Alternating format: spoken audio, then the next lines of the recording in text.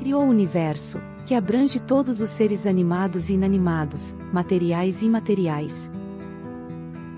Os seres materiais constituem o mundo visível ou corpóreo, e os seres imateriais, o mundo invisível ou espírita, isto é, dos espíritos. O mundo espírita é um mundo normal, primitivo, eterno, pré-existente e sobrevivente a tudo. O mundo corporal é secundário.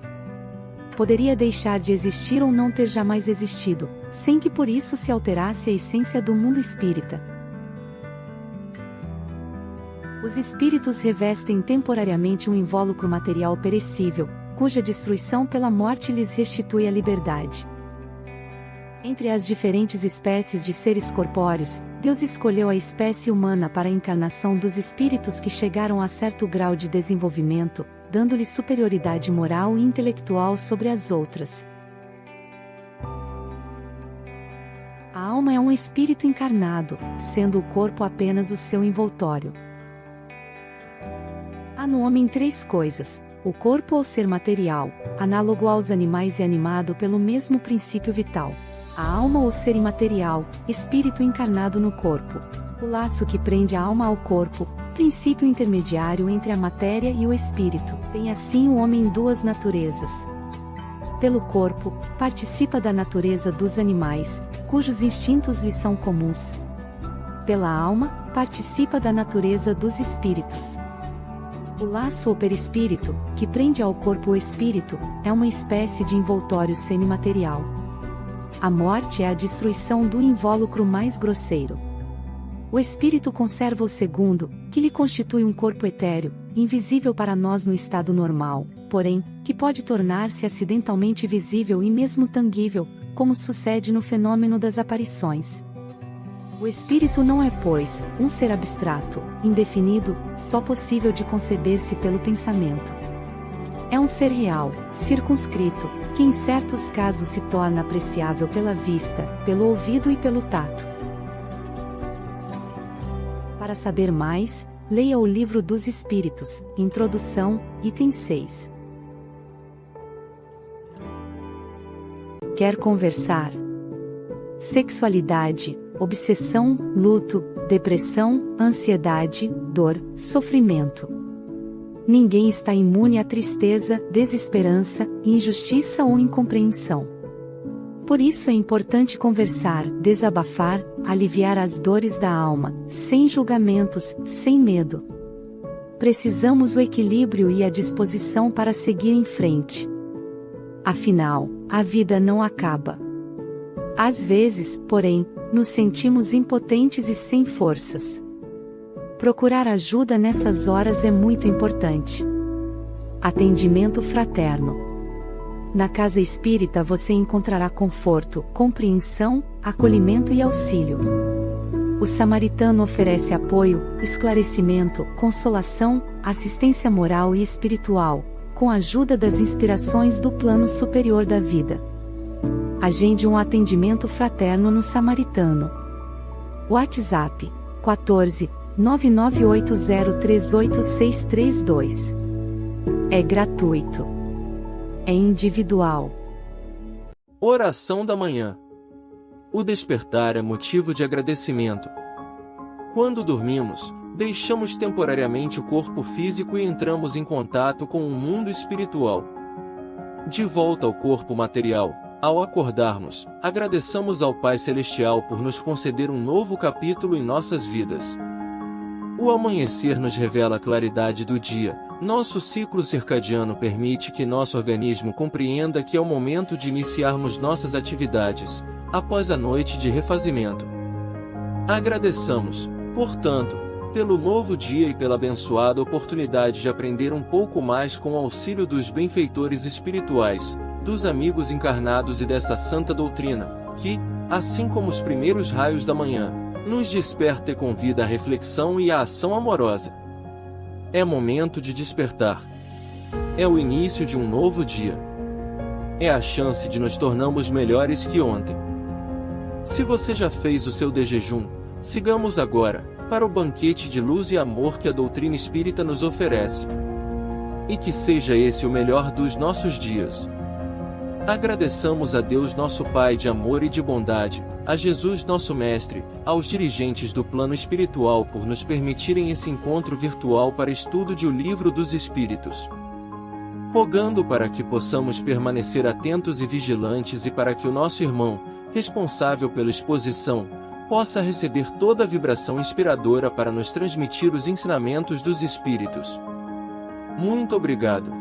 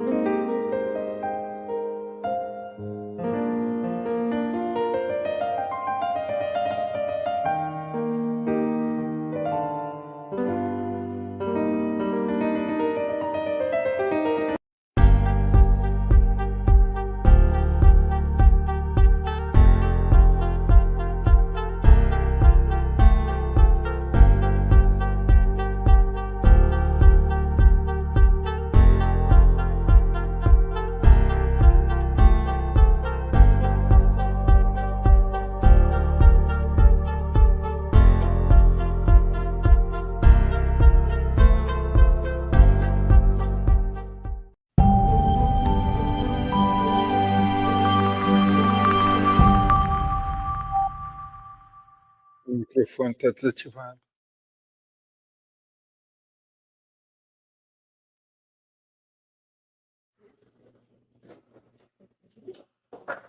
Bom dia a todos.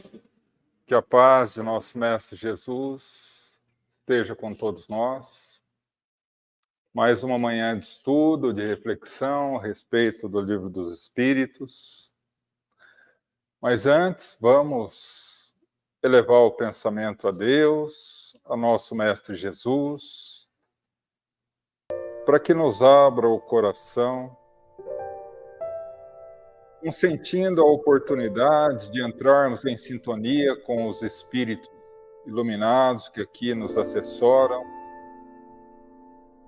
para que, ao longo desses momentos que passaremos juntos, possamos não somente assimilar os conhecimentos do Livro dos Espíritos, mas termos força de colocá-los em prática na nossa vida, e assim continuar o nosso caminho como a Jesus. Que assim seja, graças a Deus. Bom, semana passada, o Serginho falou até a questão 240 a respeito do tempo, né? Os espíritos compreendem tempo como nós, e aí a espiritualidade amiga nos fala que não, né? Que o tempo, ele, como eu costumo dizer, o tempo é muito mais, no mundo espiritual, muito mais emocional do que cronológico. Que a gente não pode analisar o tempo com o nosso parâmetro, porque nós temos várias dimensões espirituais além da Terra. Quanto mais elevada a dimensão, mais diferente o parâmetro de compreensão, mais elevado o parâmetro de compreensão, inclusive do tempo. Logicamente que quando nós desencarnamos, e como costumo dizer, apesar de desencarnados, ainda pensamos como encarnados, o tempo ainda se limita às nossas convenções humanas. Mas à medida que vamos evoluindo e se desenvolvendo, tudo acaba ficando para trás, né? A necessidade de dormir, a necessidade de comer, as necessidades do corpo físico vão ficando, e as nossas necessidades de fixação mental das questões meramente humanas acabam ficando para trás também, inclusive do tempo, né? Eu estou colocando assim porque se a gente for entrar em questão de teoria da relatividade, como o Serginho falou, e ele tem muito mais propriedade do que eu para falar sobre isso, né?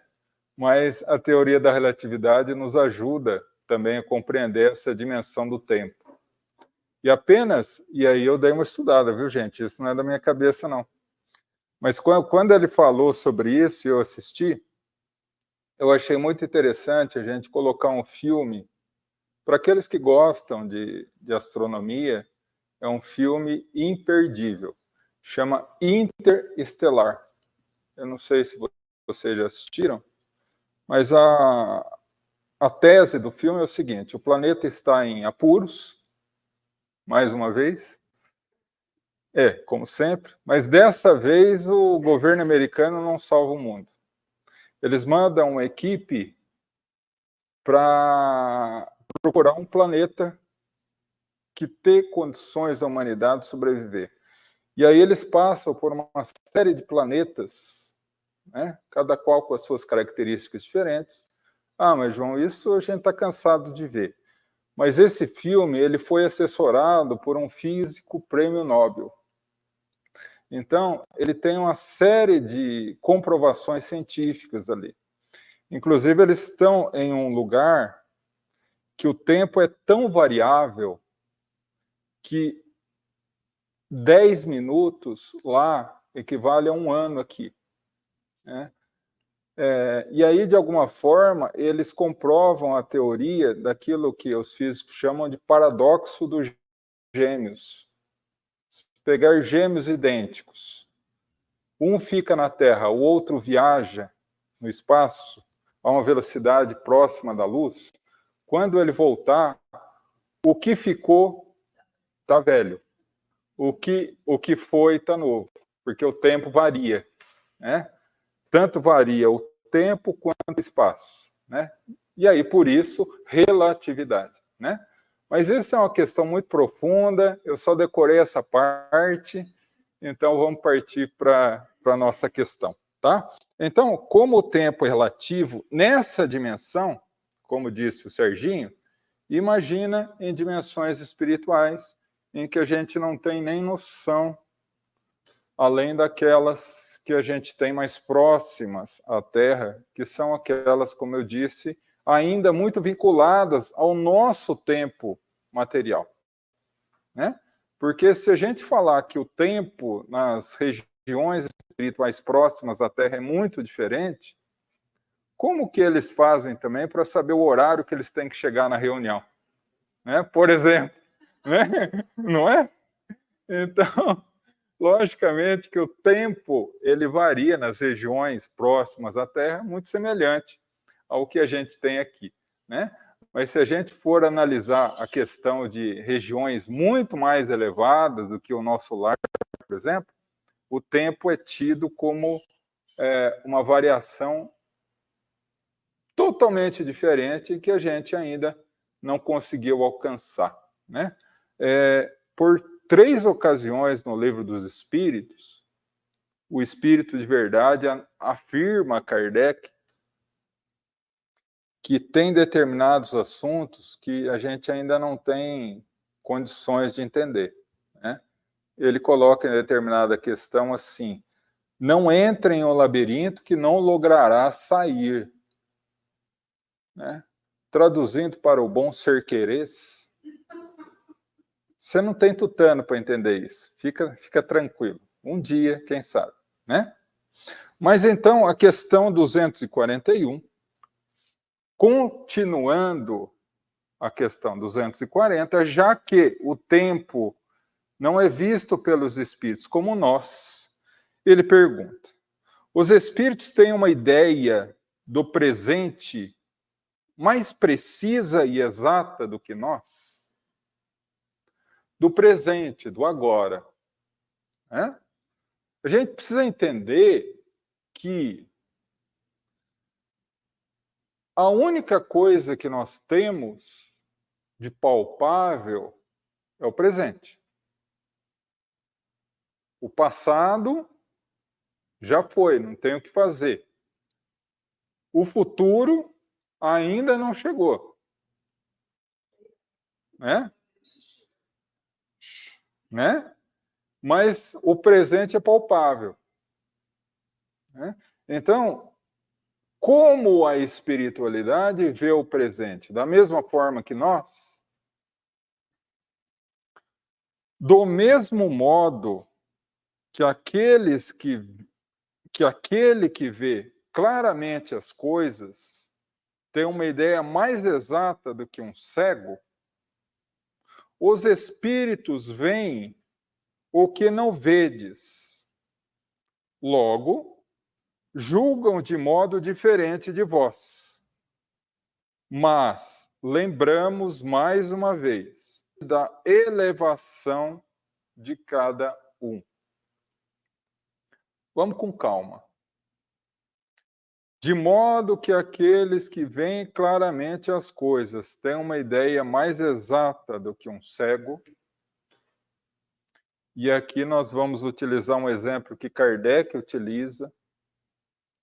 Imagina um indivíduo no topo de uma montanha.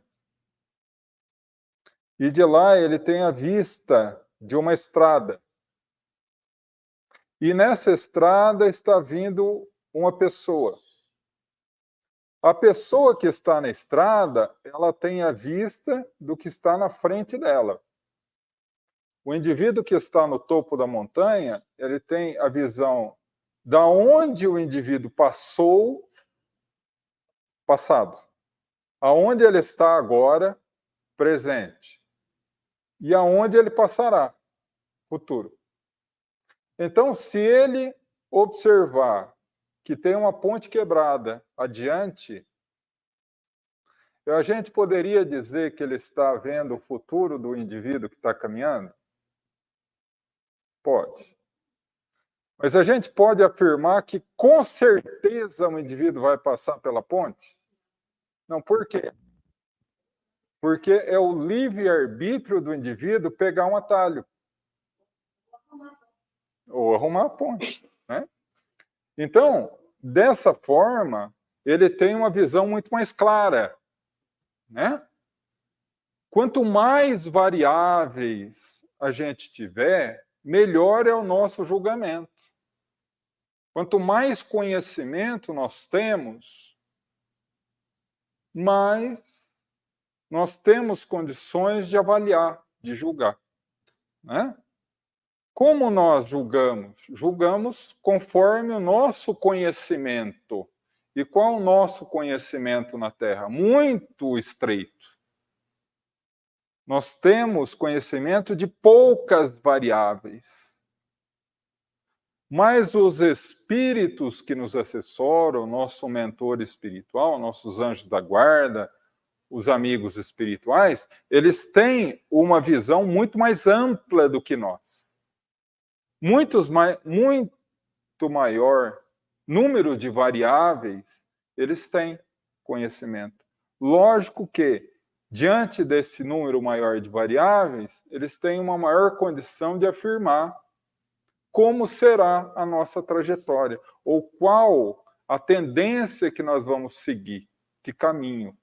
Mas eles podem afirmar com certeza que a gente vai seguir esse caminho? Não, por causa do livre-arbítrio.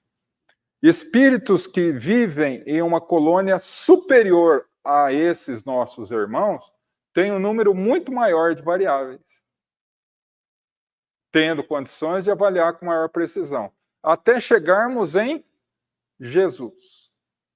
Imagina o número de variáveis da nossa vida que Jesus conhece. Diante disso, ele tem condições de avaliar quase na exatidão como será o nosso comportamento.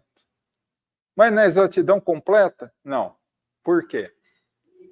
Só Deus tem acesso a todas as variáveis. E se ele tem acesso a todas as variáveis, ele sabe exatamente como que a gente vai proceder. Porque Deus é onisciente, onisciente, onipotente. Né? Então, o presente, ele varia conforme o conhecimento do indivíduo das variáveis da nossa vida. Né? Então, a partir daí, os espíritos, eles têm uma condição muito maior, muito mais ampla de conhecimento. E, naturalmente, que vão julgar o nosso presente de forma muito mais clara do que a gente. Por isso que eu costumo dizer o seguinte, que por mais incrível que isso pareça, há pessoas que só acordam para a vida quando desencarnam. Passam a vida inteira adormecidos, dormindo. Ou como Jesus dizia, deixai os mortos enterrar os seus mortos. Estão dormindo. Vive uma vida eminentemente material. Comer, beber, dormir, trabalhar, ganhar dinheiro, pagar boleto, pagar conta. Sem nenhuma vinculação, só para completar, sem nenhuma vinculação a questões mais profundas da alma humana. Quando acordam no mundo espiritual e têm acesso a determinadas variáveis, ou seja, que a gente é eterno, os objetivos da reencarnação, que o espírito sempre busca a evolução, como que ele vai avaliar? Ele vai avaliar de forma muito mais profunda e não de forma rasa, como a maioria de nós fazemos. Pois não?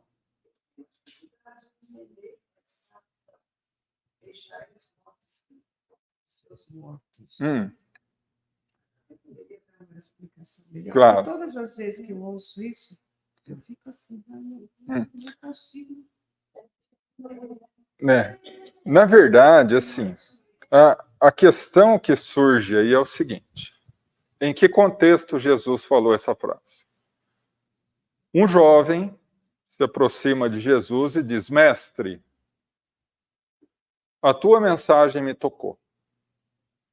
Eu quero segui-lo, mas meu pai acaba de falecer. Permita que eu vá sepultá-lo e depois retornarei. Jesus, sendo o espírito mais puro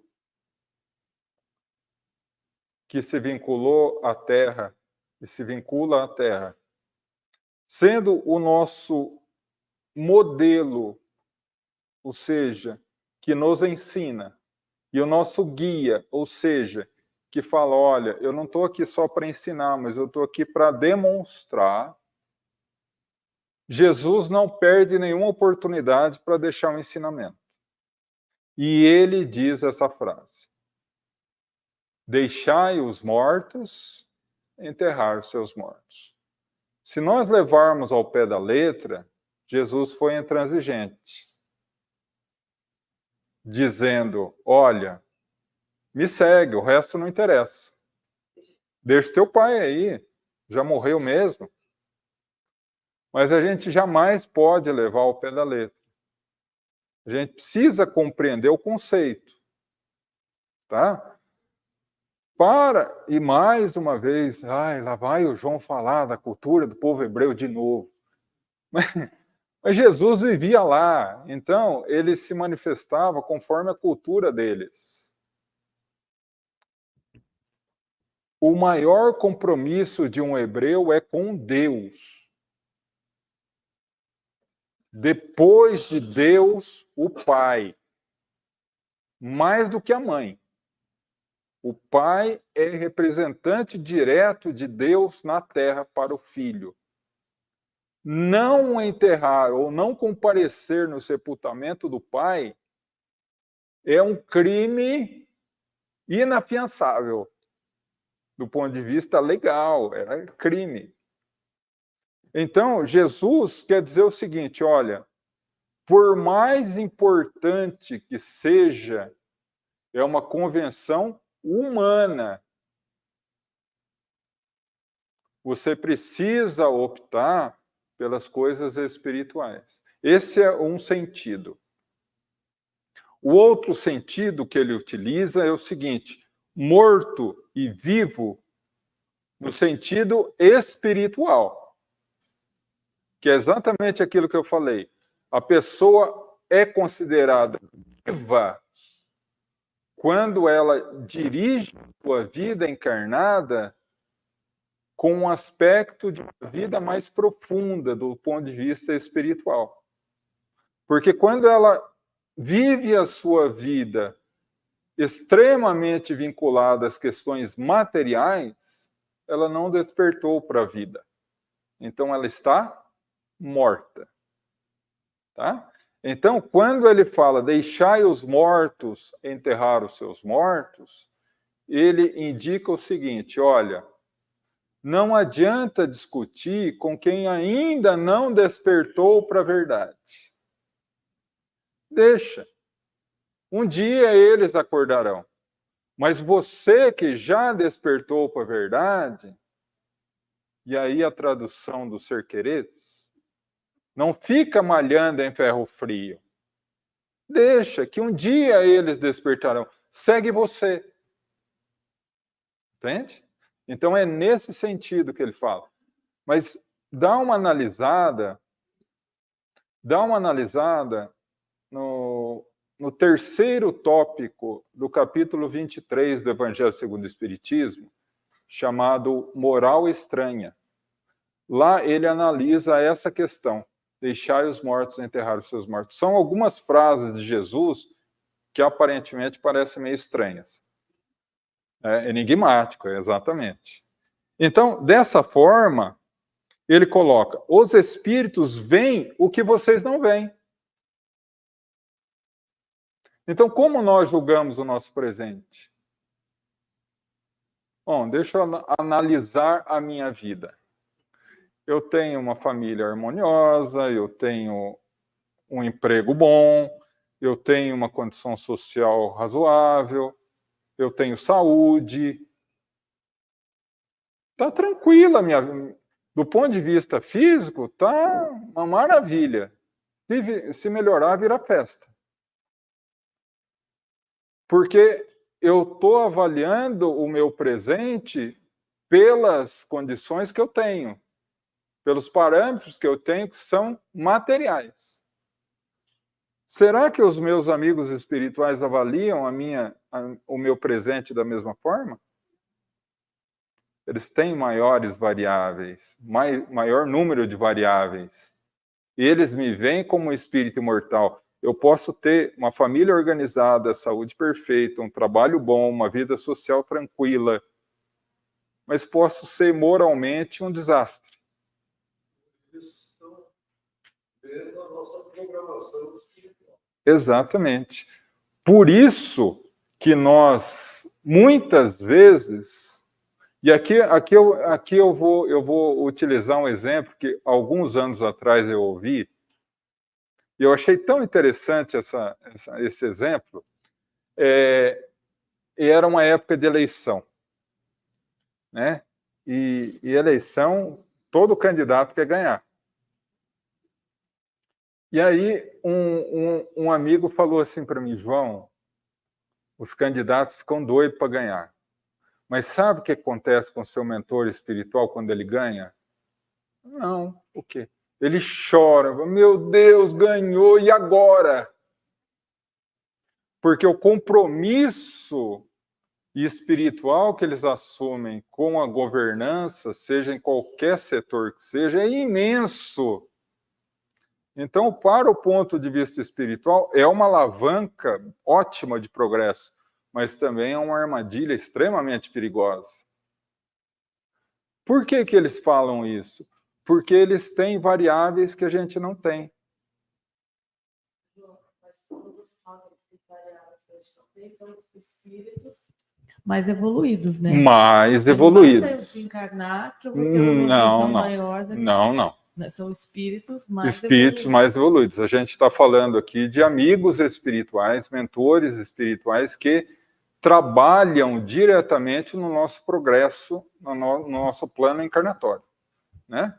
Porque muitas vezes você acha que a tua vida é um desastre, mas dentro desse desastre aparente físico, você está exatamente no teu plano encarnatório, né? Eu vi essa semana, e aí eu acho que não há coincidência, né?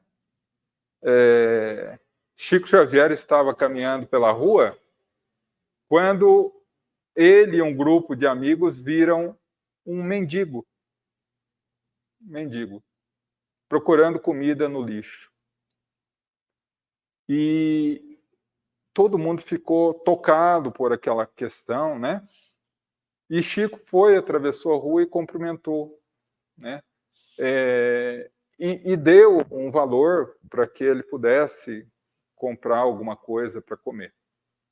E a hora que voltou, aí os amigos, nossa, Chico, olha que dó, que espírito, tá numa expiação terrível, coitadinho dele.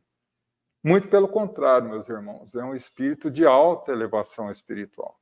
É a última encarnação dele na Terra. Ele está ali pedindo para passar por esse processo, para acabar de se depurar. E ele está cumprindo lindamente a sua missão. Não obstante passar por uma situação terrível, né? Então, nós, infelizmente, aprendemos muito mais com a dificuldade que com a facilidade. Mas isso é um parâmetro de conhecimento e de avaliação que a gente só tem quando a gente tem um pouco mais desenvolvido o processo de eternidade, de espiritualização do indivíduo, né? E a gente tem uma dificuldade imensa para isso, né? Então, aí ele fala assim, e aí entramos na tua questão. Mas, lembramos mais uma vez, isso depende da elevação de cada um. Quando nós desencarnamos na condição de espíritos materializados. A gente não muda nada na nossa vida. Nada, absolutamente nada. Continua da mesma forma. Se temos uma vida vinculada a um esforço, a um compromisso com o bem, vinculamos-nos com as entidades mais elevadas, as colônias espirituais, e todo mundo quer ir para a colônia, né? Mas nem todo mundo vive em condições de se vincular vibratoriamente às colônias. Se o indivíduo vive uma vida desregrada, e não no sentido exterior, não, é pecado ir em baile, é pecado isso, é pecado aquilo. Não. Interior, moralmente, o indivíduo não leva uma vida condigna. Ele está vinculado a que tipo de vibração? Quando ele desencarna, ele se vinculará em que tipo de ambiente? Colônias de luz? Não seria lógico, né? Ah, mas aí ele vai para... Deus manda ele para o umbral. Não, não manda. Ninguém manda ninguém para o umbral. O próprio umbral não é criação divina. O próprio umbral é uma região no mundo espiritual, psíquica, vibratória, criada pelas mentes perturbadas que ali estão. Então, você quer saber se quando desencarnar você vibratoriamente estará na faixa do umbral? Analisa a tua vida. Como que está o papo entre você e a tua consciência? Está tudo tranquilinho? Tua consciência não fala nada? De vez em quando não bate um remorso, uma culpa de alguma coisa? Está tudo bem? Ótimo. Tua consciência anda puxando muito a tua orelha? Cuidado. Porque não é mágica. Como diz a propaganda, essa só os mais velhos vão lembrar. Não é feitiçaria, é tecnologia. Mas tudo bem, só eu que entendi. Tudo, não tem problema. Não depende, não é feitiçaria. Você não vai sair de padrão moral pelo fato de ter desencarnado. Quando você desencarnar, você apenas vai exteriorizar para você vai ver a região espiritual que você se habituou a viver durante toda a sua vida. Eu me habituei a dar pequenas concessões equivocadas na minha vida. Me habituei a isso. Me habituei a me permitir falar mal dos outros.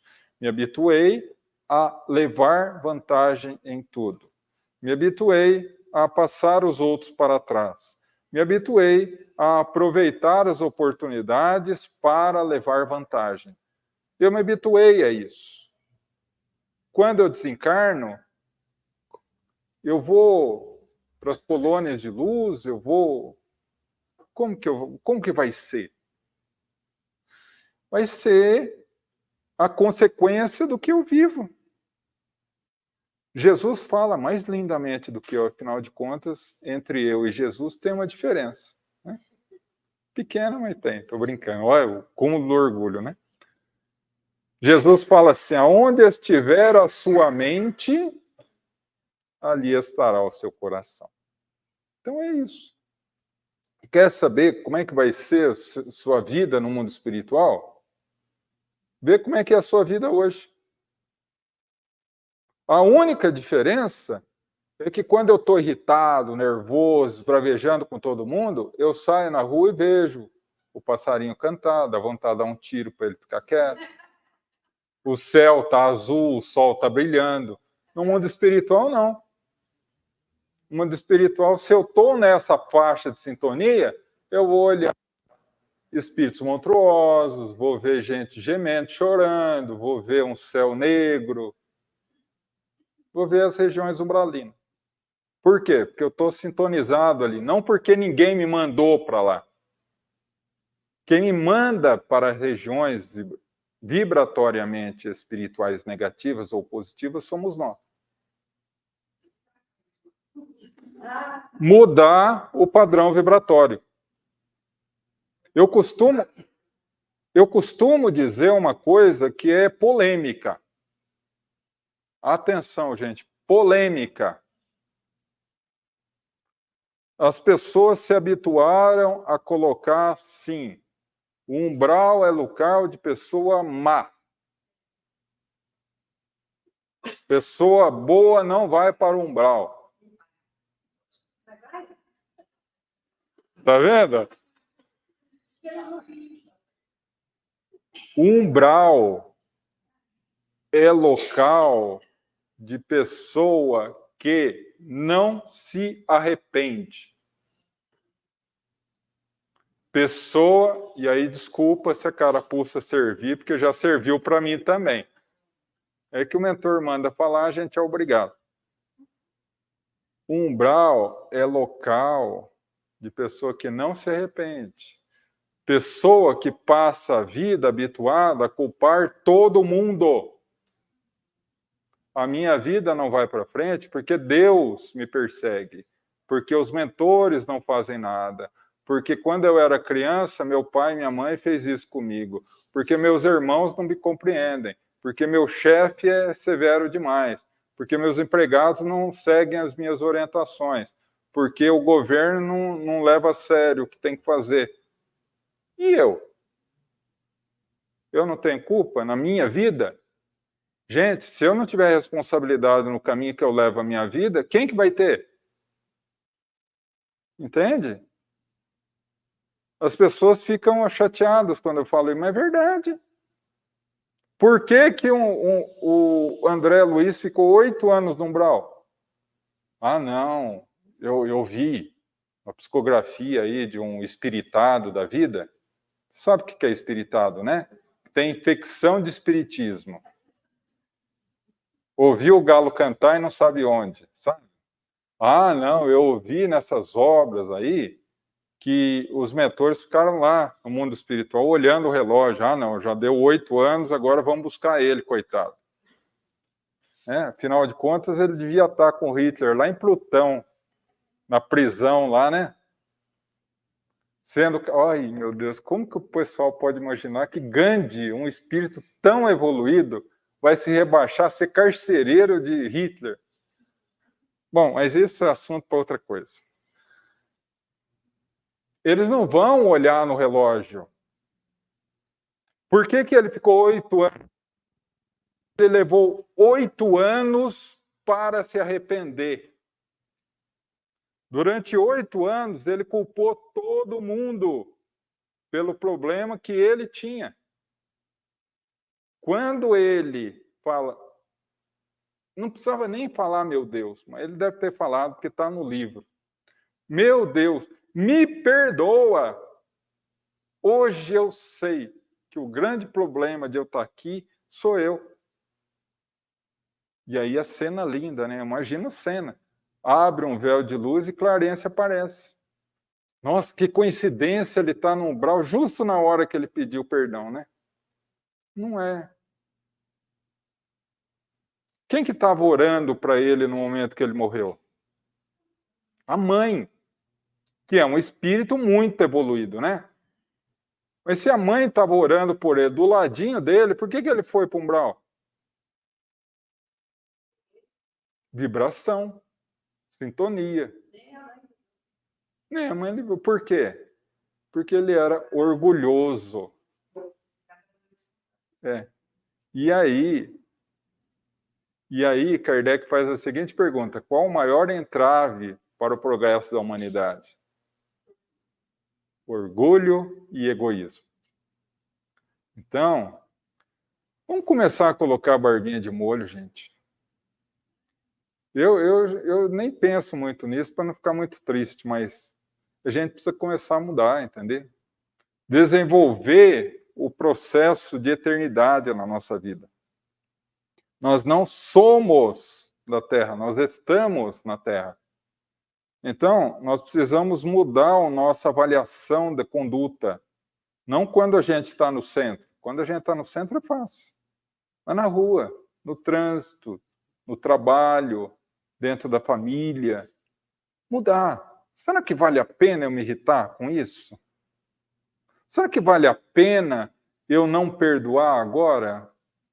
Porque a gente sabe que o perdão é lei.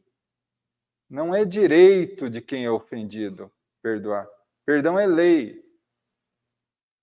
Deus instituiu na humanidade o perdão quando ele disse na cruz: perdoa, Pai, eles não sabem o que fazem. Leia-se. Isso é Jesus falando, que Jesus é mais evoluído, ele fala bonitinho. Eu falo assim: olha, gente, perdoar é uma questão assim. Perdoa agora. Porque tem uma ferramenta extremamente poderosa que Deus utiliza, não como castigo, mas como ferramenta de justiça divina. Enquanto o teu orgulho insistir em não perdoar, você vai sofrer. Porque uma ferramenta poderosa da justiça divina é a dor. Porque a dor não tem limite, a dor vai até onde for necessário para envergar o teu orgulho.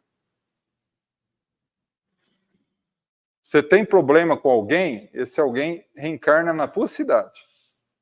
Você não resolveu com ele, teu vizinho. Você não resolveu com ele, teu parente. Você não resolveu com ele, teu filho.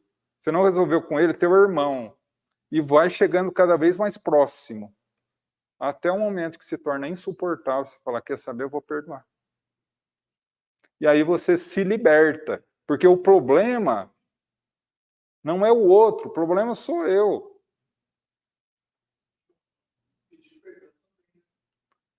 Pedir perdão é importante, mas perdoar é essencial.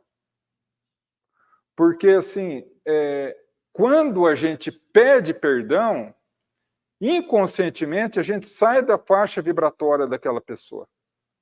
Né? Porque, assim, duas pessoas, você e eu errei muito com você. Muito com você. Pisei na bola mesmo. Você me perdoa. Vibratoriamente, você sai da minha faixa. E eu, lei da justiça divina, eu errei, eu vou ter que reparar. Como você me perdoou, eu não preciso reparar com você. Porque você me perdoou. Eu vou reparar com espíritos que estão na mesma faixa de sintonia do que eu. Agora, se você não me perdoa, você utiliza aquela frase que Paulo de Tarso utiliza no Bem-aventurados os Misericordiosos do Livro dos Espíritos, do livro Evangelho segundo o Espiritismo. Eu nunca perdoarei. E ele fala lá, está lá. Aquele que diz nunca perdoarei, assina a sua própria condenação. Por quê? Se você não me perdoar, eu volto. Porque é da lei. Eu preciso voltar para reparar o erro que eu cometi com você. Adivinha?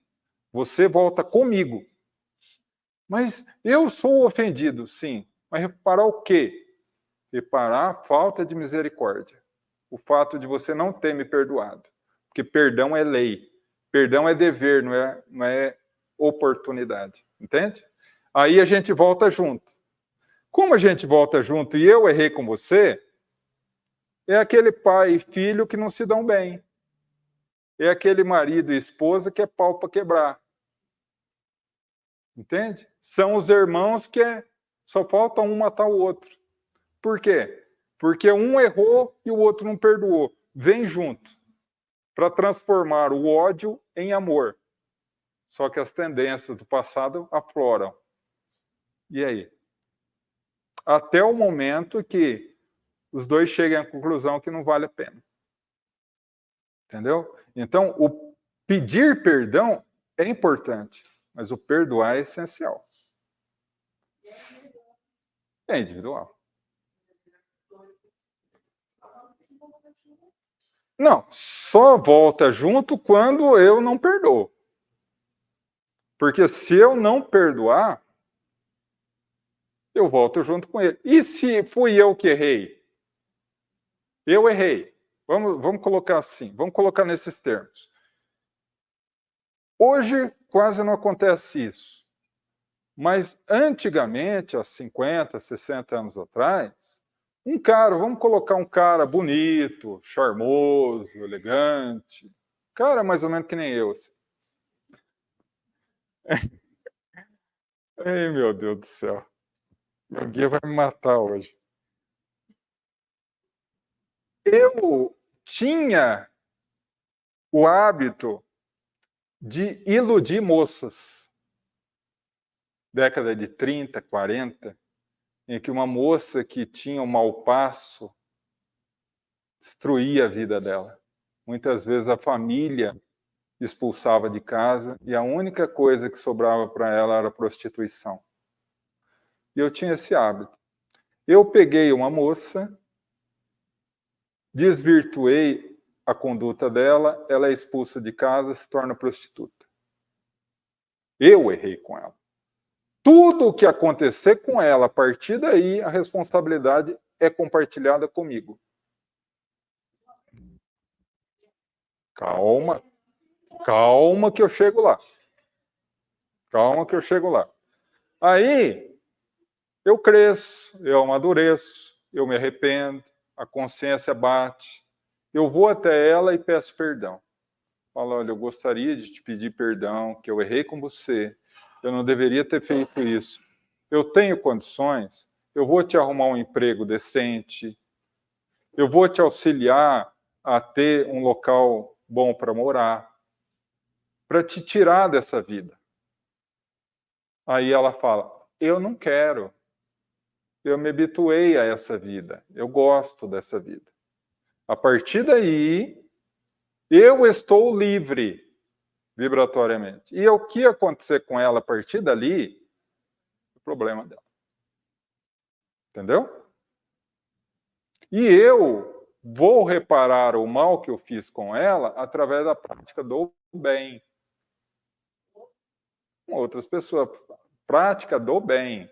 É o que um amigo espiritual me fala. A única forma de limpar a consciência é lavando. Ou com a lágrima do sofrimento, ou com o suor no trabalho no bem. Não tem outro jeito. Entende?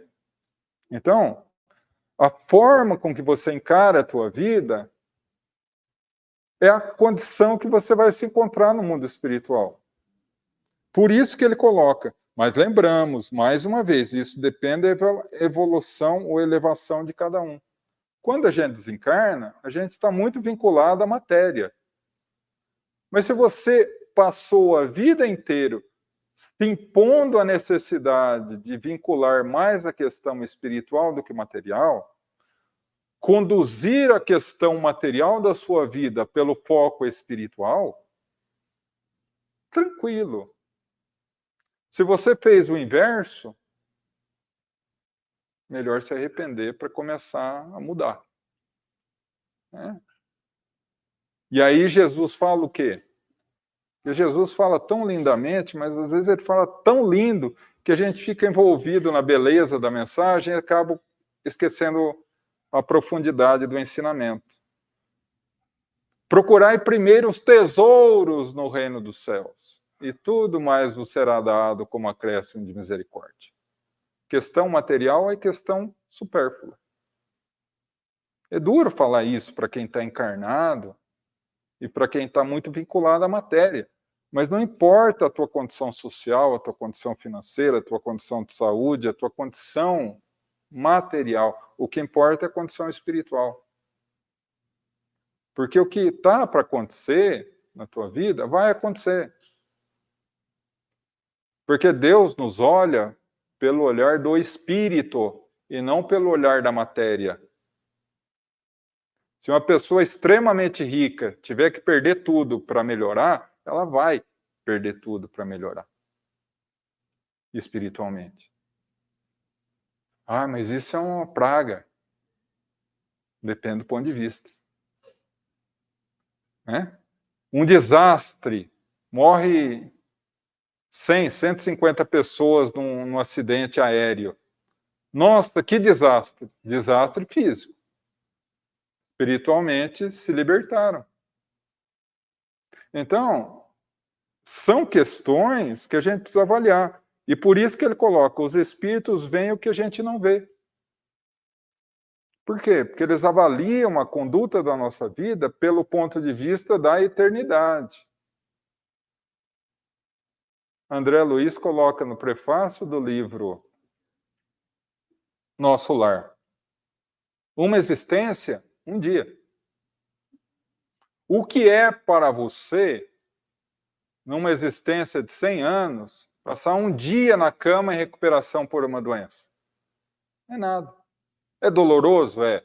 É chato? É. Ninguém gosta de ficar doente. Mas um dia em uma encarnação de 100 anos é quase nada. Uma existência numa vida eterna é um cisco. Mas como a gente está tão habituado a pensar materialmente, a gente pensa assim,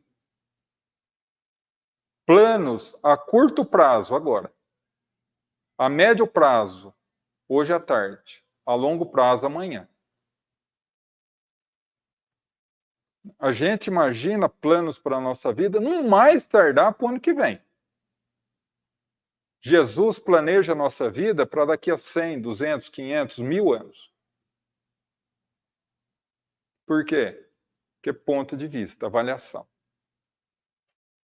As variáveis que ele tem em mãos. Né? Alguma questão sobre essa pergunta?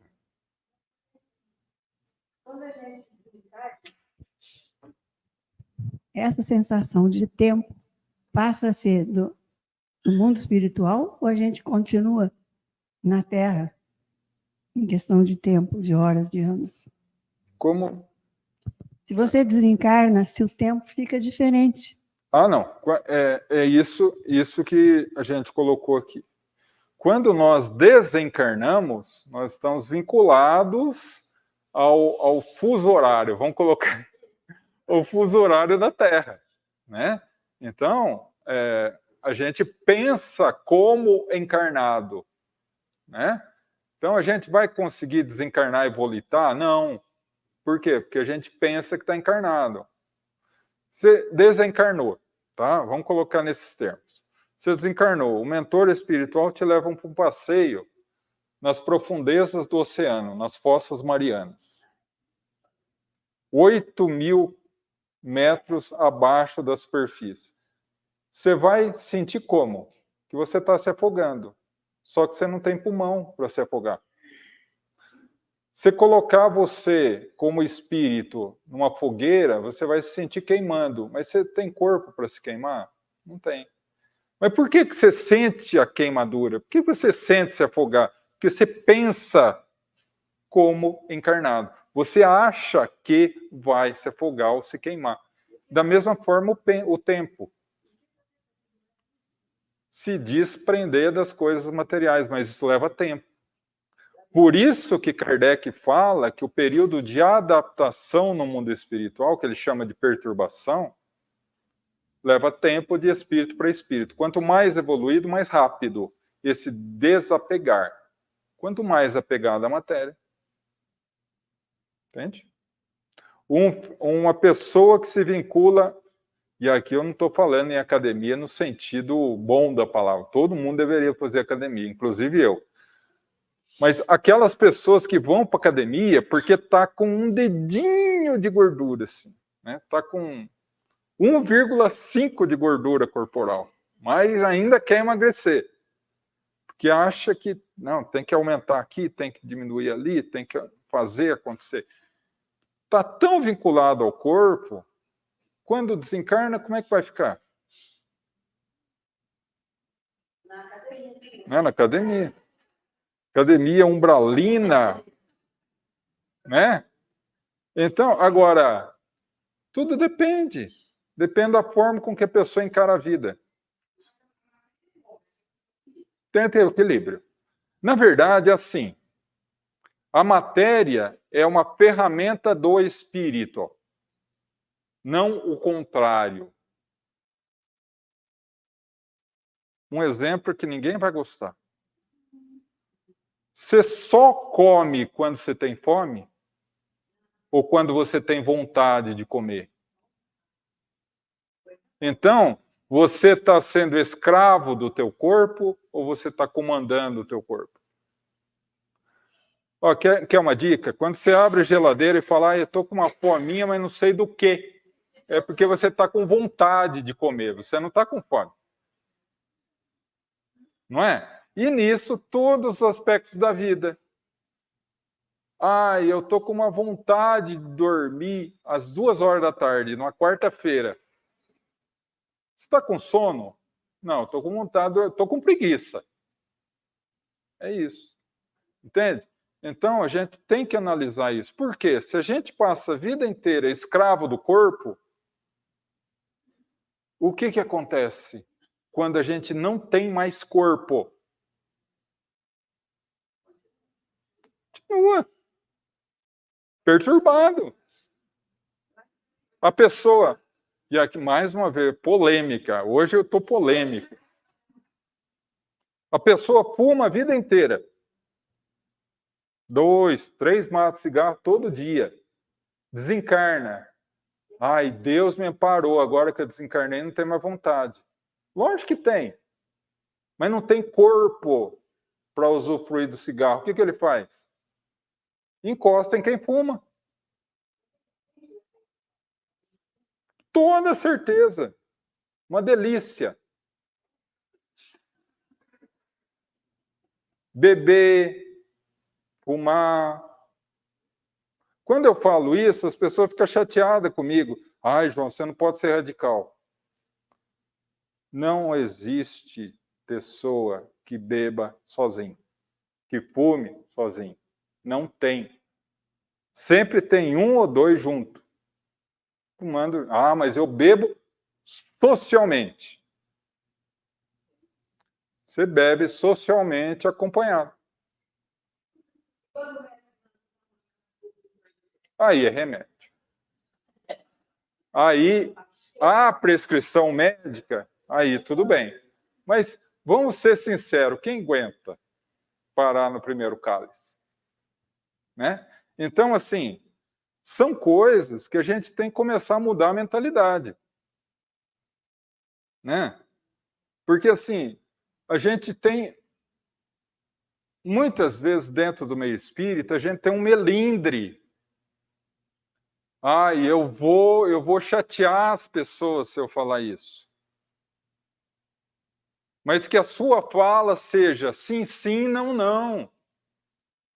Não seja morno, ou seja quente, ou seja frio. Beber traz obsessor? Traz. Fumar? Traz. Ah, mas eu fumo. Tudo bem. Tudo me é permitido, mas nem tudo me convém. Me convém, não é convém aos outros. Eu não tenho que vigiar a vida de ninguém. Eu tenho que vigiar a minha. Me convém. Eu sei que faz mal fumar, eu não fumo. Eu não bebo. Eu me esforço para não. Mas se o outro quer, meu Deus do céu, o que você tem a ver com a vida do outro? Entende? Então, a gente tem que mudar esse conceito. Eu consigo me controlar quando eu quero, mas eu não posso controlar a vida do outro. Então, essa questão de querer encontrar-se no mundo espiritual em paz vai depender do que a gente está aprontando aqui. A gente tem que quebrar essa mania de pecado, de inferno, de purgatório, de céu de nuvem, de Deus vai julgar a gente. Não vai julgar, gente. Não vai julgar. Ontem eu estava lendo uma mensagem que eu recebi no Zap, porque às vezes o Zap traz coisa interessante. Nem sempre, mas traz. Um amigo meu, ele tem há anos, ele é de Ourinhos, e ele tem um hábito, que é um hábito bonito, um trabalho, ele considera um trabalho que ele faz. Todo dia ele manda por uma lista de amigos uma mensagem espírita. E, entre outras coisas, na mensagem que ele mandou, ele colocou assim, se não me engano é do André Luiz ou do Emmanuel a mensagem, que ele coloca assim, a conduta é o processo. A conduta é o processo. E a consciência é o juiz. A conduta é o processo. É o que está ali para ser julgado. Quem julga é a consciência. Então, que a gente possa mudar o nosso processo de processo criminal por um processo mais brando, mais tranquilo, né? Tá? Mais alguma questão?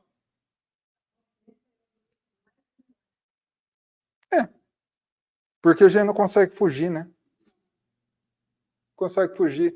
Encarnado ou desencarnado, no Brasil ou no Japão ou na Suíça, a nossa consciência vai cobrar. As pessoas falam, se eu nascesse na Suíça, seria um mendigo suíço. Né? Se eu nascesse no Japão, o país da tecnologia, teria uma sogra destrambelhada japonesa. Porque depende da nossa consciência. Haroldo Dutra, que é uma pessoa que eu respeito profundamente pelo conhecimento que ele tem, ele fala o seguinte, gente, cada atitude que a gente faz, a gente altera o nosso campo vibratório, o nosso perispírito. Pensamento é energia, expansão de perispírito é energia. E pensamento tem cor, forma, densidade. Um assassino, ele exala violência. Uma pessoa que quer levar vantagem de tudo, em tudo, exala negatividade. E aí eu pergunto a vocês, beija-flor se aproxima do quê? Da flor. E mosca? É bom nem comentar, né? Então, nós precisamos pensar nesses termos. O que eu estou traindo para a minha vida? A gente habituou, e desculpe o desabafo, gente, a gente até já saiu do estudo para ser um pouco, desabafar um pouco, porque às vezes eu sinto uma necessidade de falar essas coisas, sabe? E peço desculpa. Mas a gente tem que começar a viver a nossa vida em termos de eu sou. Fala todo dia no espelho de manhã, eu sou responsável pela minha vida. Eu. Porque a gente joga tudo para Deus como se a gente não tivesse responsabilidade nenhuma. Eu sou responsável pela minha vida. Eu que decido como vai ser a minha vida. Porque não adianta nada viver se escondendo da própria vida, tentando fazer como o gordinho que acorda às 3 horas da manhã para saltar a geladeira, pensando que não vai engordar porque ninguém está vendo. Né? Não adianta. Porque a consciência é implacável. A consciência está ali. Está vendo tudo. Não é Deus. É a consciência. Ele é um anjo pela cima, Sim. criticando a humanidade, né? É. Ele fica olhando e falando, tá vendo? Assalta a geladeira de madrugada. Então, mas é por aí. É. Mas é isso. A gente precisa ter essa consciência, sabe? De modificar a estrutura do nosso comportamento aqui. Por que Chico Xavier fala assim? A questão mais aflitiva para o espírito é a consciência do tempo perdido. Por quê? Você passa 60, 70, 80 anos de uma vida e chega no mundo espiritual e dá de cara com uma situação terrível. Putz, perdi 80 anos. Tinha tudo para dar certo. Olha, a espiritualidade me deu a oportunidade de nascer no berço espírita, de fundar uma casa espírita, de ser orador espírita, de vir no Bom Samaritano domingo para falar do Livro dos Espíritos, e mesmo assim eu perdi. Que situação terrível, né? E aí a consciência falou, olha, você já sabe muita coisa, você não pode mais fazer isso. Você já não pode se irritar, você já não tem mais o direito de ser como você é. E aí, Paulo de Tarso, ele tem uma mensagem aos Gálatas, que é uma cidade, tá, Gálatas? A carta que ele escreve aos Gálatas, eu não vou lembrar o capítulo, mas ele fala assim, Deus, por que eu tenho tanta facilidade, Paulo de Tarso, por que eu tenho tanta facilidade em fazer o que eu não quero? E tanta dificuldade em fazer o que eu quero fazer. Ou seja, eu já quero ser bom.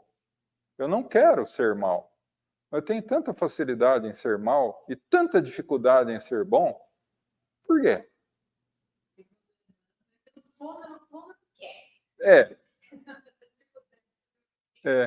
E a gente estava falando de perdão, né? E ele fala exatamente isso, né? Ele fala, a maioria das vezes, quando a gente fala não consigo perdoar, o nosso coração berra, eu não quero perdoar. Né? Mas, se eu não responder a Josi aqui, ela vai ficar brava comigo. Então, vamos lá. João, concordo com o que... Nossa, mãe do céu, peraí. Concordo com você que pedir o perdão e ser perdoado é divino, mas não, nem por isso preciso ter ou ser perdoado na minha vida, não é mesmo? Olha, na verdade, ser perdoado não necessariamente, aquilo que eu comentei, né? O problema não é o outro, o problema somos nós. Se eu vou a uma pessoa e falo, olha, eu errei com você, me perdoe. E a pessoa bater a porta na nossa cara, o problema é dela.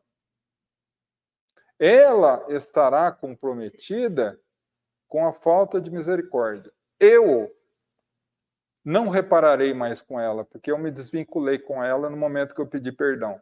Vou ter que reparar o erro que eu cometi? Vou. Mas tenho possibilidade de reparar através do bem. Entende? Então não tem problema nenhum. Vai, sai perdoando todo mundo aí. Eu também aqui, tá? Mais alguma questão? Alguém quer colocar alguma coisa?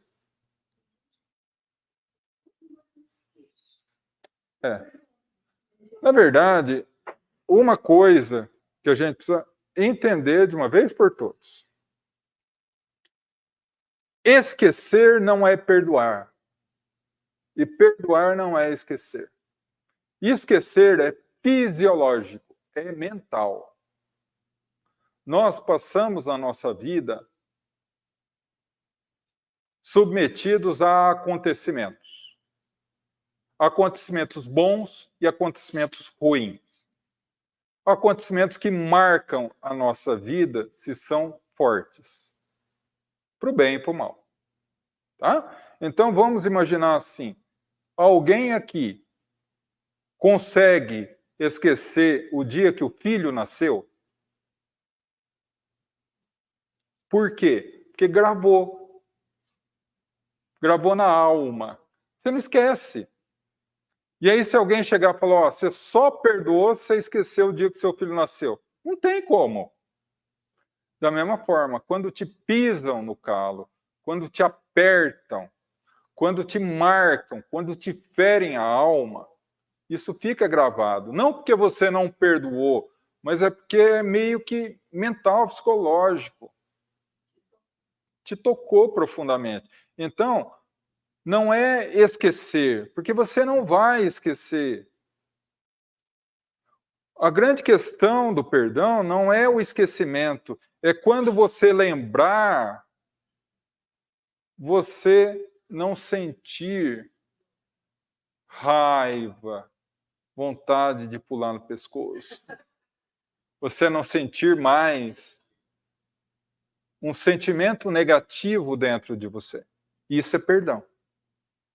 O perdão ele é dividido em duas partes. Primeira, você lembrar o fato e não sentir algo negativo. Esse é o primeiro ponto. Segundo ponto, você não sentir algo negativo e se um dia o ofensor necessitar de você, nem que seja de uma oração, você estar disposto a fazê-lo. Não como a gente faz. Deus é Pai, um dia você vai precisar de mim. Doutor?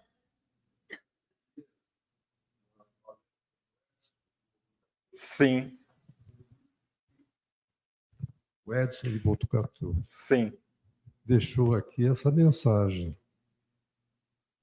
Perdoar é não sofrer. Exato. Porque o ódio, a mágoa, o ressentimento trazem sofrimentos para nós. Sim. Então, nós temos que estabelecer uma estratégia para não sofrermos. Sim. E essa estratégia, sem dúvida, vai significar encontrarmos razões para aquele acontecimento. Sim. Então, nós vamos, por exemplo, alguém que nos ofende, nós vamos, para não sofrer e não ter sentimentos negativos, nós vamos dizer, bem, provavelmente ele estava sendo pressionado por algum problema muito sério quando ele falou isso. Com certeza. E com isso nós conseguimos perdoar que é a e deixamos de sofrer. Exatamente.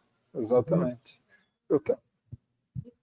Eu também estava querendo, essa questão do perdão, acho que dá um seminário, né? Uhum. Porque realmente eu concordo que perdoar não é esquecer. Mas daí você coloca assim, perdoar é ver o fato com outros olhos, então é ressignificar. Ressignificar. O fato, né? Eu acho que tem muito fato que dá para ressignificar. mas tem fato que não dá para ressignificar. Por exemplo, um abuso prolongado. Um pai que durante anos abusa da filha. Sim. Como ressignificar esse fato? Para mim, é impossível. Para mim, esse é um fato irressignificável. O que eu fiquei pensando agora, enquanto o Benjamin falava, é que talvez a gente tenha que ter os olhos de Jesus. Pai, perdoa-os. Eles não sabem o que fazem. Sim. O fato é imperdoável. A pessoa pode ser perdoada porque ela não sabe o que faz. Mas há fatos que são irressignificáveis, com do meu certeza. ponto de vista. Não, com certeza, é exatamente isso.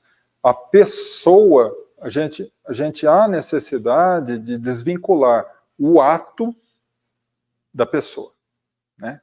Isso é muito importante até para que a gente possa reinterpretar essa situação que ocorreu de outra maneira, né? Os motivos que levaram uma pessoa a cometer um ato imperdoável. O ato é imperdoável. Mas o que levou a pessoa a esse nível, né? Sim. Exatamente. É interessante, né? E quando a gente fala tanto em religião, e a gente pensa muito na questão de Jesus, né? E muita gente ainda hoje acredita que Jesus é cristão, né? Muita gente hoje ainda acredita que Jesus é cristão. Essa semana passada, eu recebi um vídeo pelo Zap também, ó, como vale a pena ter Zap, de um mestre hindu da Índia. E perguntaram a ele a respeito da mágoa. O que é ter mágoa? E ele sorriu, para não dizer que ele gargalhou, e disse assim: guardar mágoa é sacrificar-se em benefício do seu inimigo. Sacrificar-se em benefício do seu inimigo. Ou seja, ele te fez alguma coisa. Ao invés de você seguir adiante com a sua vida, você fica preso ali, cutucando a ferida, em benefício de não querer soltar o pescoço dele. Então, pois não.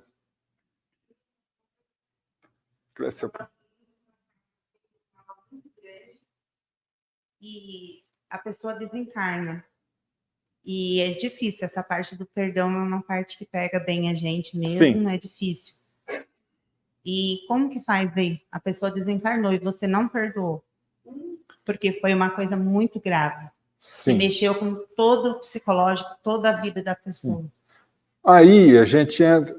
A questão toda tem duas premissas, tá? Tem dois pontos principais que a gente precisa analisar. O que a gente precisa fazer e o que a gente consegue fazer. Tá? Então, o que a gente precisa fazer? Perdoar. O que a gente consegue fazer? Tá? Porque vamos imaginar que o processo de perdão seja uma maratona. 42 quilômetros. A pé, correndo. Só que nós nunca fomos na academia. A maior caminhada que a gente faz é da cozinha para a sala, da sala para o banheiro, do banheiro para o quarto. A gente vai conseguir correr 42 quilômetros? Então, o que a gente faz? A gente sai, dá uma volta a pé, devagarzinho, pelo quarteirão. Aí vai aumentando, até um dia que você vai conseguir correr o quarteirão. Aí, quando você começa a correr o quarteirão, você corre 2, corre 3, corre 4. Quando você vê, você está correndo 42 quilômetros. Se eu falar para você, ó, você tem que sair daqui perdoando, porque eu falei que tem que perdoar. Você não vai conseguir. Então, o que acontece? O perdão está intrinsecamente ligado, aliás, a falta de perdão está intrinsecamente ligado a... É uma palavra dura, tá? o contrário de amor. Ódio. Tá? Então, você vai conseguir perdoar? Não. Não tem problema. Não se preocupa com isso. Não se martiriza com isso. Mas você precisa começar um movimento de perdão. Qual é o movimento de perdão? Você não consegue amar? Não. Não consegue perdoar? Não. Eu ainda odeio. Começa a trabalhar no seu íntimo o processo de odiar menos. Como é o processo de odiar menos? Se obrigando a pequenos atos de amor. Coloca a tua mente a dirigir o teu coração. Hoje eu vou fazer uma prece a Deus por ele. Ai, mas me dói na alma. Nem que você seja obrigado a fazer assim, Deus, por favor, abençoa aquele desgraçado. Desculpa o palavrão. Mas só para você entender, entende? Você impõe isso. No começo vai ser difícil.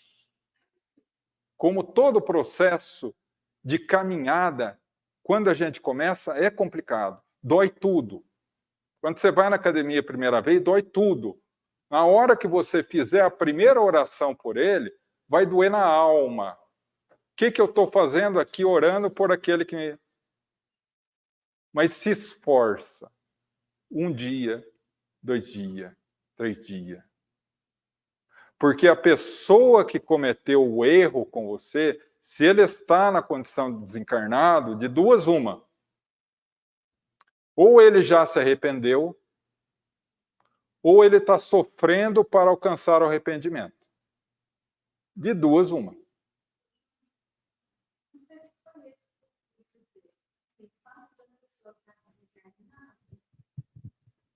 A vida é uma, né? Encarnado ou não, a vida é uma só. Sim.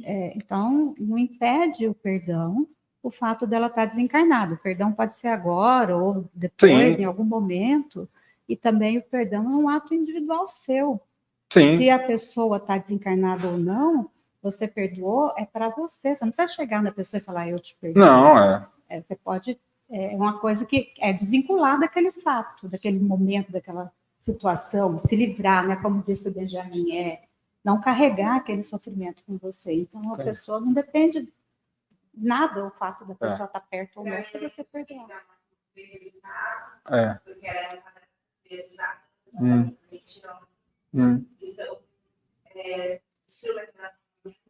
Sim.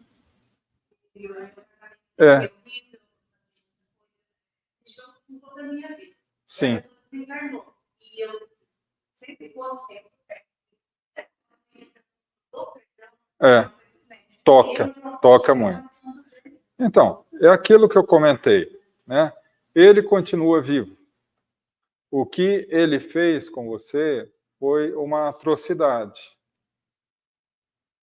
Mas eu não estou justificando ele. Eu estou apenas dizendo que vai aliviar muito a sua vida quando você conseguir perdoar.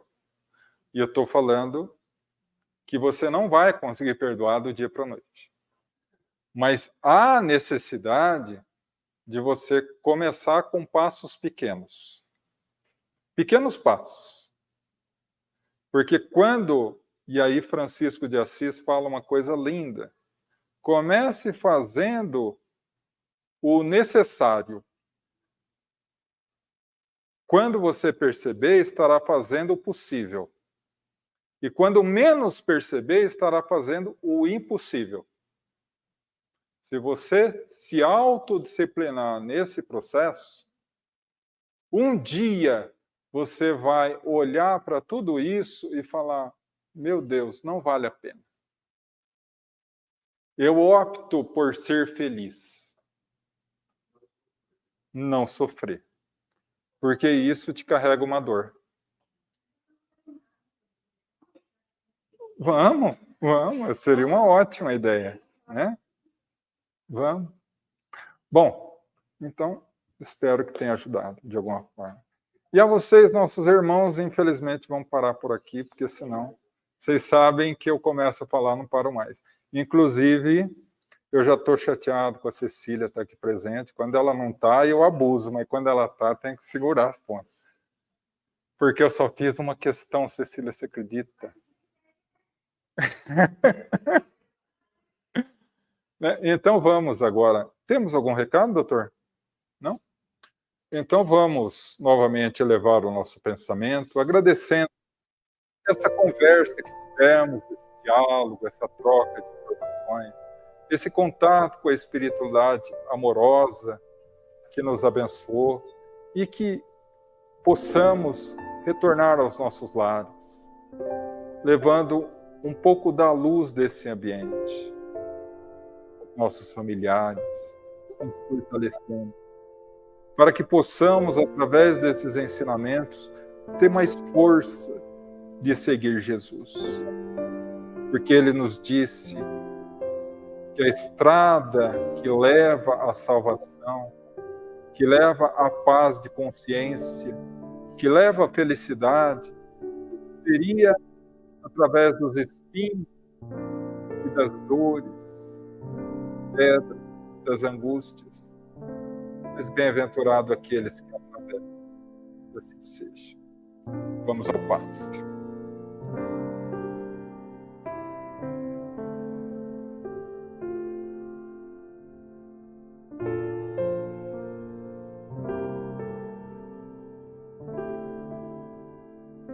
Quer conversar? Sexualidade, obsessão, luto, depressão, ansiedade, dor, sofrimento. Ninguém está imune à tristeza, desesperança, injustiça ou incompreensão. Por isso é importante conversar, desabafar, aliviar as dores da alma, sem julgamentos, sem medo. Precisamos o equilíbrio e a disposição para seguir em frente. Afinal, a vida não acaba. Às vezes, porém, nos sentimos impotentes e sem forças. Procurar ajuda nessas horas é muito importante. Atendimento fraterno. Na Casa Espírita você encontrará conforto, compreensão, acolhimento e auxílio. O Samaritano oferece apoio, esclarecimento, consolação, assistência moral e espiritual, com a ajuda das inspirações do plano superior da vida. Agende um atendimento fraterno no Samaritano. WhatsApp 14 998038632. É gratuito. É individual.